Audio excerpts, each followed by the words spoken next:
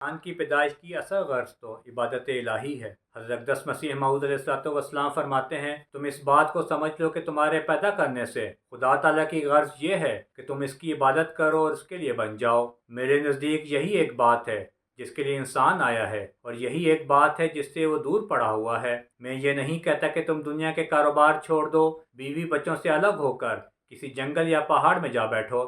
اسلام اس کو جائز نہیں رکھتا، اور رہبانیت اسلام کا منشا نہیں۔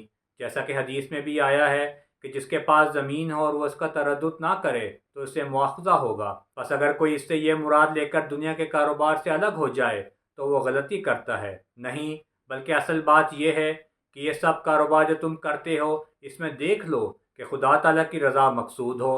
بس اللہ تعالیٰ ہمیں اپنے حقیقی مقصد پیدائش کو سمجھنے اور عبادات کی طرف خصوصی توجہ دینے کی توفیق عطا فرمائے۔